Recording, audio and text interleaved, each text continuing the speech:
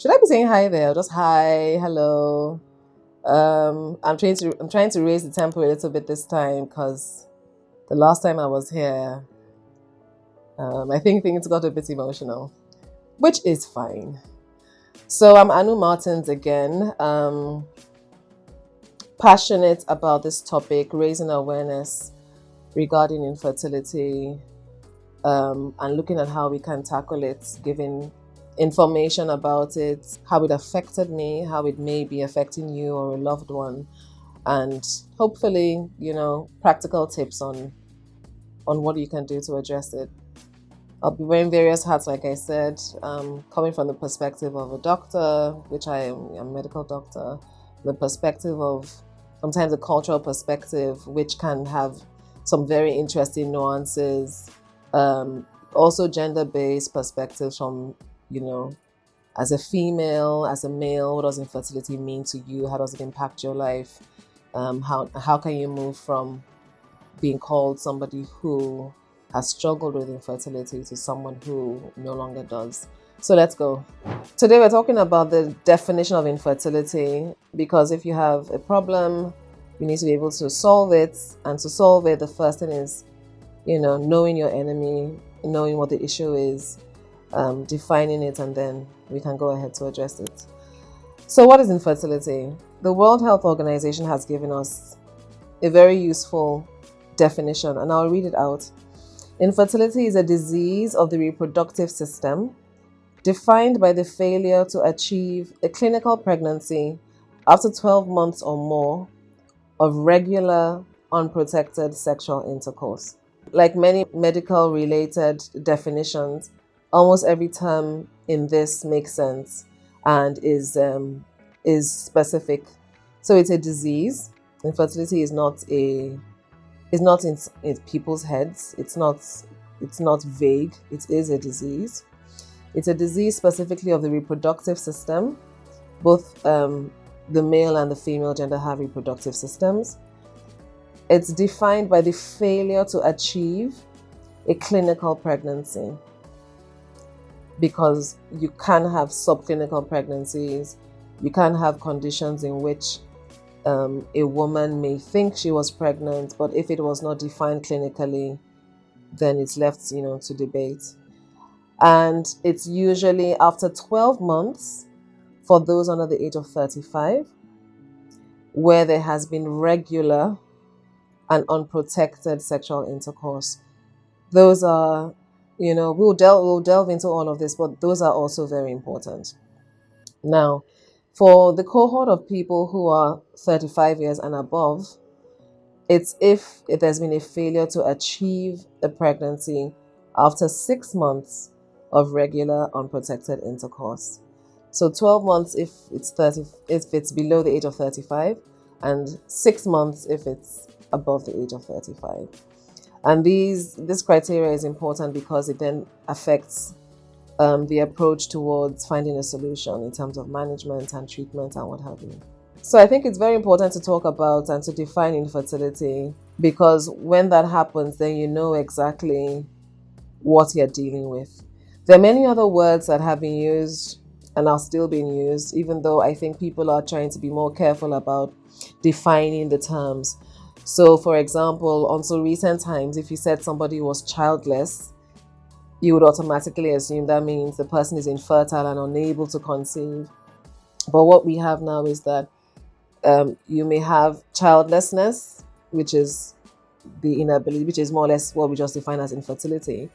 And then you have people that use the term childless by choice, which means that they are not necessarily infertile from the clinical perspective, but they have decided not to have or not to pursue that part of life in terms of having a child. So that's childless by choice.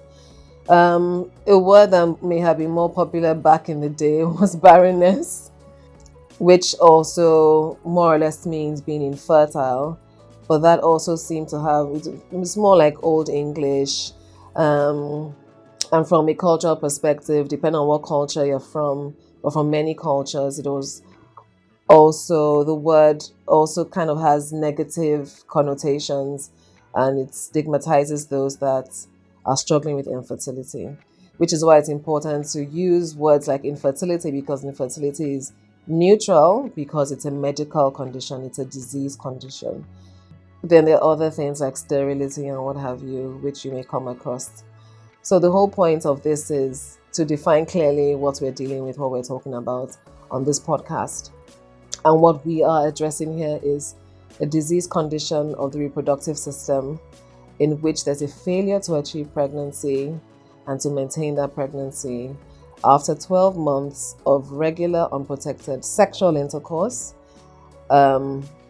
If the person in question is less than 35 years old, and 6 months of regular unprotected intercourse if it's above the age of 35. So again, going back to the fact that for me, I'll be wearing the many hats. I'm a person who I don't even know if to use the word was affected or is affected, but I would say that my life definitely was on a different trajectory because I had clinically defined infertility, right?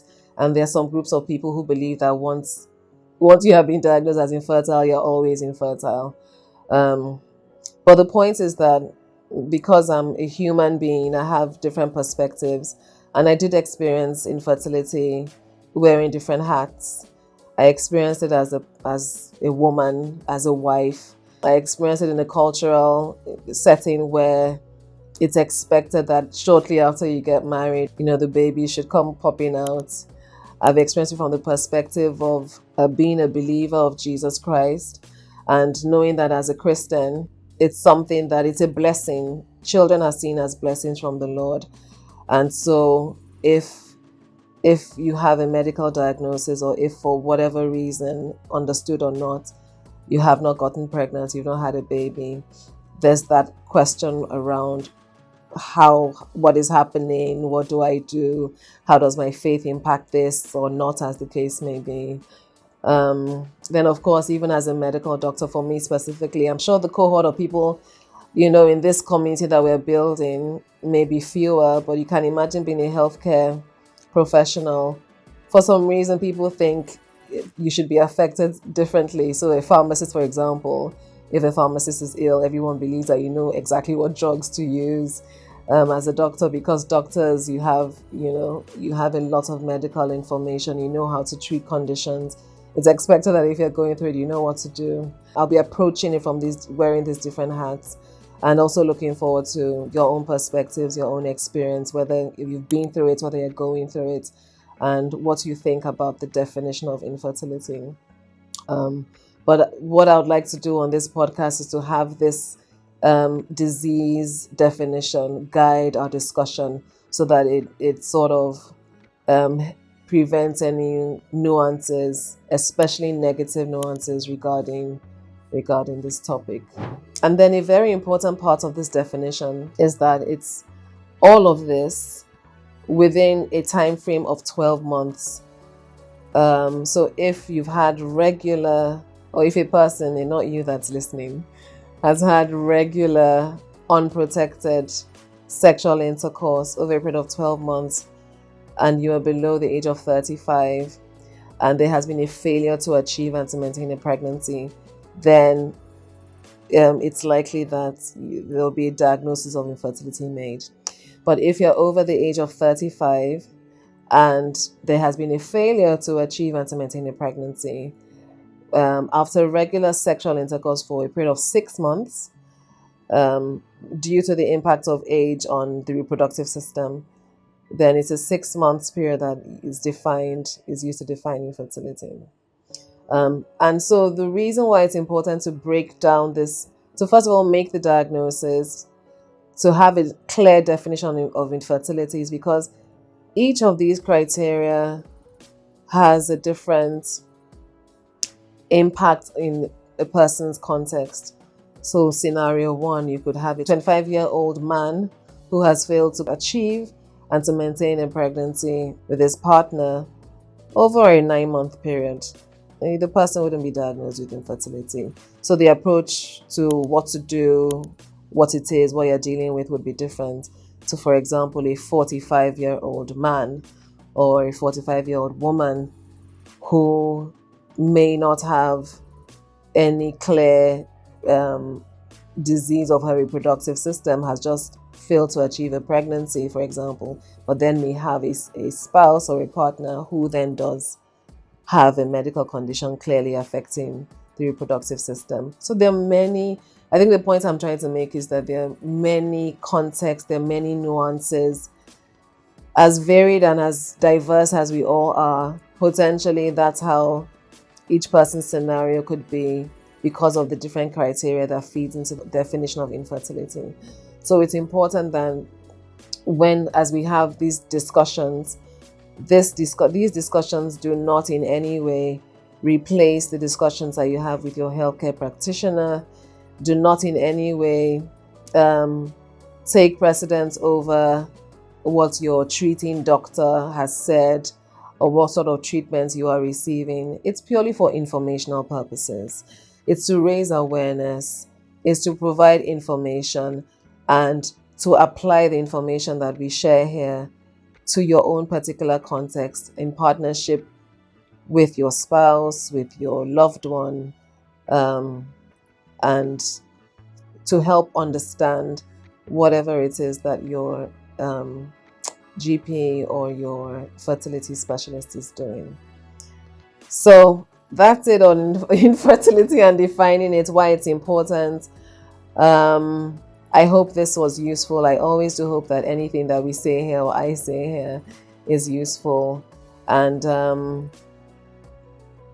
maybe we'll talk about it later. We'll see how, these different criteria feed into the topics and the subtopics that we'll go into future episodes.